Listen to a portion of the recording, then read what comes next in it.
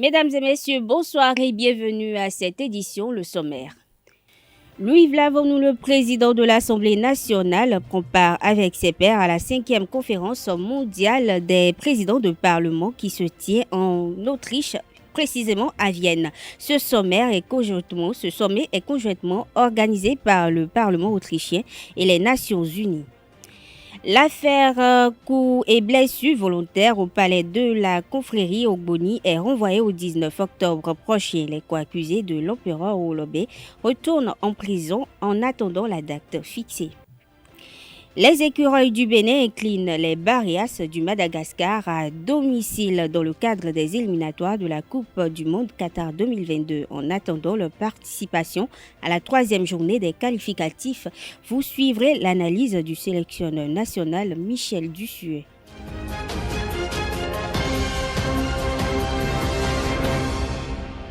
À nouveau, bonsoir. Louis Vlavonou, le président du Parlement béninois, participe aux travaux de la 5e conférence mondiale des présidents de Parlement. Ce sommet se tient à Vienne, capitale de l'Autriche, vers un nouveau pacte social pour l'égalité des sexes. C'est sur ce thème qu'il donnera une communication devant ses pairs. Louis Vlavonou abordera le cadre juridique et les efforts fournis par le Bénin en vue de favoriser aux femmes l'exercice de leurs droits civils, économiques et sociaux ce mardi 7 septembre 2021. Le premier volet de la 5e conférence mondiale des présidents de Parlement s'est tenu les 19 et 20 août 2020 en ligne en raison du Covid-19, mais le volet présentiel a lieu les 7 et 8 septembre 2021, ce sur le thème suivant: les dirigeants parlementaires au service d'un multilatéralisme plus efficace qui assure la paix et le développement durable pour les citoyens et la planète. Il faut souligner que cette conférence se tient tous les 5 ans. Elle est organisée en coopération avec l'ONU dans le but de renforcer la dimension parlementaire de la gouvernance mondiale. Le dossier relatif aux coups et blessures volontaires survenus dans le palais de la confrérie Ogboni est à nouveau renvoyé au 19 octobre prochain. Les ministres de l'empereur mondial de la dite confrérie, Kabiesi Owolobe, retournent donc en prison ce mardi 7 septembre. À l'audience, ils ont fait leur déposition. Quant à la victime, elle n'y était pas. Selon son avocat, elle a eu un malaise lorsqu'elle se préparait pour se rendre au procès. Pour rappel, l'empereur est poursuivi pour complicité de coups et blessures volontaires dans cette affaire. Il est placé sous convocation. Les accusés ont été interpellés le 18 juillet dernier suite à la publication sur les réseaux sociaux d'une vidéo du jeune homme victime de flagellation dans le palais de l'empereur des Ogboni, des faits qui remontent à la nuit du 22 au 23 juin dernier. Les obsèques de l'ancienne première dame du Bénin, Rosine Vieira-Soglo, démarrent ce mercredi 8 septembre 2021 et ce jusqu'au samedi 11 septembre prochain. Le rappel a été fait par le porte-parole du comité en charge de l'organisation des obsèques, Guy Osito Midiouan, ce mardi 7 septembre 2021 au siège de l'association Vidolé à Cotonou. Selon l'universitaire, en raison de la pandémie de Covid-19, le public est invité à s'abstenir de converger vers le siège de Vidolé, lieu choisi pour les obsèques, surtout le samedi. Une retransmission en direct est programmée via les médias et les réseaux sociaux. Dieudonné Lokossou, ancien secrétaire général de la Confédération des syndicats autonomes du Bénin, CSA Bénin, n'est plus. Il est passé de vie à trépas ce mardi 7 septembre. Admis au CNHU de Cotonou, le week-end écoulé, il aurait rendu l'âme ce jour vers 4 heures du matin des suites d'une embolie pulmonaire. L'illustre défunt fut secrétaire général du syndicat de la SONACOP et membre du Conseil économique et social CES. Le lavage automoto est une activité qui, de nos jours, est pratiquée par plusieurs jeunes en quête d'emploi qui peinent à trouver de financement de la part des gouvernants. Ce métier représente un job surtout aux jeunes chômeurs. Pour les jeunes chômeurs en fin de formation, Abdelkader Achirou nous propose dans cette édition une immersion dans un atelier à Cotonou. Aspirateur, cirage, éponge et savon liquide ou en poudre, tout ceci accompagné de l'eau de forage permet aux laveurs professionnels de mettre au propre les automobiles et motobécanes de leurs clients. Pour la plupart du temps, installés sur un espace estimé à environ 40 mètres carrés, ces lavages auto offrent plusieurs types de lavages à coûts divers. Il y a les lavages simples, il y a les lavages complets.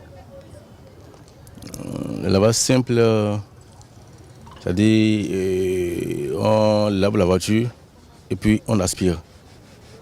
Cela, on le fait des fois à 1000 francs, 1500, 2000. S'il s'agit d'un lavage complet, c'est-à-dire on lave le moteur, on fait sortir les sièges, on lave tout l'intérieur. Ça dépend du gamme de la voiture. Ça varie entre 10 000, 15 000 jusqu'à 18 000.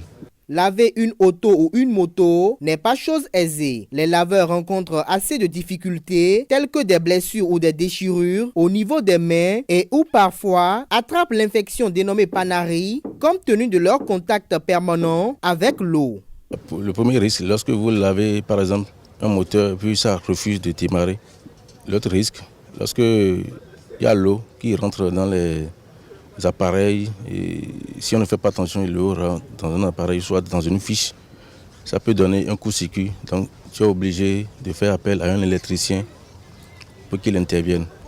Et si on ne porte pas les bottes, oui, l'eau, on a des démangeaisons un peu partout au niveau des pieds.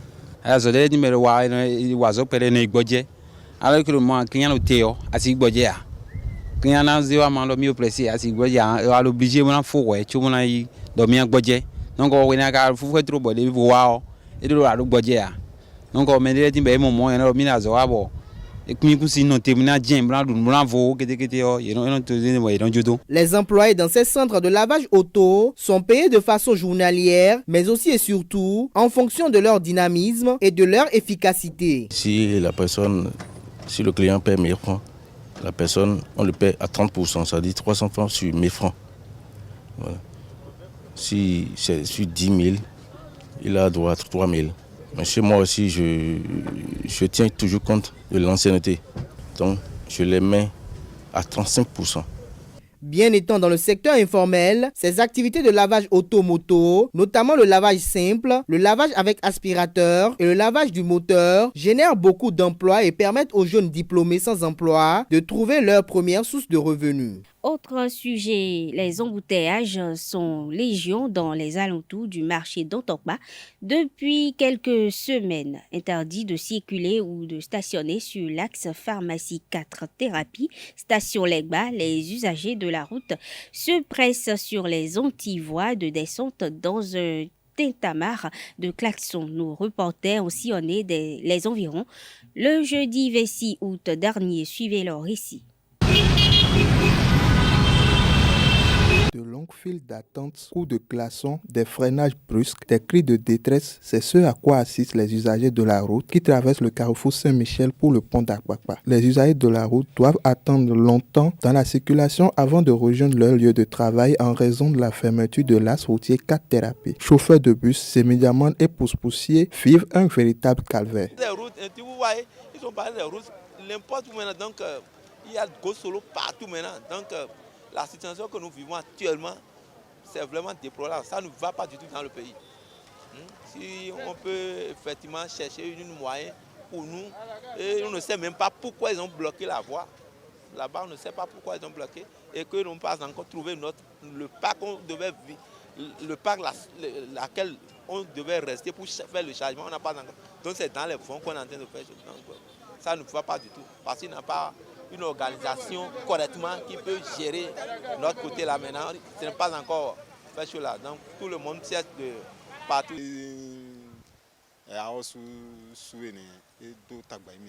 La fermeture de l'ASC Pharmacie 4 Thérapie Station Legba complique la circulation aux abords du marché d'Antokpa. En conséquence, la clientèle a chuté.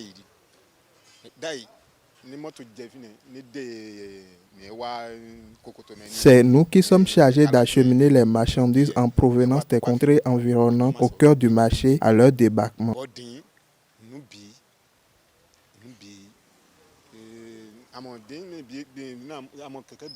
Constatez vous-même que nos pousse-pousse sont garés alors qu'auparavant nous avons beaucoup de travaux. Nous prions les autorités de bien vouloir compatir. C'est encore plus difficile pour les chauffeurs de bus puisque désormais ils sont interdits de tout stationnement sur la route. Il n'y a pas de syndicat. Il n'y a pas de syndicat. Donc c'est les gens du fonds qui sont nos syndicats maintenant. Donc c'est les propriétaires du fonds qui sont des syndicats maintenant. Ce sont eux qui organisent les choses maintenant en termes de fait. Même si les autorités disposent de valables raisons pour la fermeture de ces tasses qui compliquent la tâche aux usagers, ces derniers demandent aux responsables de mettre un peu d'eau dans leur vin. Hors du Bénin, notamment au Mali, le commandant de la Força, Oumar Samake, s'est constitué prisonnier. La Corée du Sud a lancé son premier missile mer-sol balistique. Autres actualités internationales dans cette compilation proposée par Florence Alissa. Au Mali, le commandant de la force antiterroriste Oumar Samake s'est rendu seul à la gendarmerie à la demande du ministre de la Sécurité, le colonel Daoud Ali Mohamedine. Il est inculpé vendredi pour meurtre, coups et blessures aggravées et coups mortels. Il avait été relâché de la maison centrale d'arrêt de Bamako peu après son incarcération suite à une manifestation de policiers. Dans la matinée, les syndicats de la police, le commissaire divisionnaire Oumar Samake et le ministre de la Sécurité avaient tenu une réunion d'urgence sur la question. C'est à l'issue de cette réunion, selon une source sécuritaire, que le ministre avait demandé au commandant de la Forçat de retourner en prison. En Guinée, le chef des putschistes a pris pouvoir lundi 6 septembre 2021. Dans une allocution de 5 minutes, il a promis d'installer un gouvernement d'union nationale chargé de conduire une transition politique dont la durée n'a pas été précisée. Le gouverneur et le préfet ont été remplacés. Selon des témoignages sur place, la ville de Haute-Guinée était moins animée qu'à l'accoutumée et la circulation moins dense dans la matinée avant de reprendre plus normalement au fil de la journée. À Sao Tomé-Principe, Carlos Villanova, de l'opposition de centre droit, a été élu nouveau président avec 57,54% des voix ce lundi, selon les résultats officiels provisoires du scrutin du dimanche. Notons qu'il devra poursuivre la cohabitation avec le gouvernement social-démocrate. L'autre candidat, Guilherme Posser da Costa, du mouvement pour la libération de Sao Tomé-Principe, a obtenu 42,46% des suffrages, toujours selon les chiffres de la Commission électorale nationale. 4 Américains ont quitté ce lundi 6 septembre l'Afghanistan par voie terrestre dans le cadre des départs arrangés par les États-Unis pour la première fois depuis son retrait fin août du pays, a annoncé un haut responsable américain. Les talibans avaient été mis au courant et ne les ont pas empêchés de quitter l'Afghanistan. L'Agence sud-coréenne pour le développement de la défense a procédé la semaine dernière à des essais de lancement de missiles mer-sol balistiques depuis un nouveau sous-marin de 3000 tonnes développé localement et équipé de 6 tubes de lancement verticaux. Les Taifa Tsar de la Tanzanie relèguent les écureuils du Bénin à la 2e place du groupe J des éliminatoires de la Coupe du Monde Qatar 2022 grâce à une meilleure attaque. Les étoiles du pays ont battu cet après-midi les Barrias du Madagascar 3-2 à domicile. Béninois et Tanzaniens disposent de 4 points chacun et vont se retrouver en octobre pour le compte de la 3e journée des qualificatifs. Michel Dussuet et ses poulains mesurent la tâche qui les attend après le nul concédé face à la République démocratique du Congo. Suivez l'analyse du sélectionneur et Jordan Adeoti. Ça vient très vite. Maintenant, on sait que la Tanzanie aussi est une bonne équipe avec beaucoup de mobilité et de valeur technique. Donc forcément, ce sera une opposition difficile. Il ne faut pas qu'on néglige la Tanzanie, loin de là. Il faut qu'on soit prêt. On sait que ce sera difficile, mais sur ces 2 matchs, voilà, on essaiera de prendre le maximum de points. Je trouve qu'on a fait un très gros match. On a bien maîtrisé cette équipe du RDC. Je crois qu'on était la meilleure équipe ce soir sur le terrain. Et à part les 10 dernières minutes où on a un peu souffert, globalement je trouve qu'on a maîtrisé le match. On a eu les meilleures situations pour marquer et forcément on aurait aimé à domicile après ce bon résultat à Madagascar pouvoir confirmer et repartir avec les 3 points. Mais bon, il va falloir s'appuyer sur le genre de performance qu'on a fait sur cette semaine pour en octobre aller chercher des victoires et des points importants aussi contre la Tanzanie. Mesdames et messieurs, c'est tout pour cette édition. Merci de l'avoir suivi. Agréable soirée à toutes et à tous et à demain.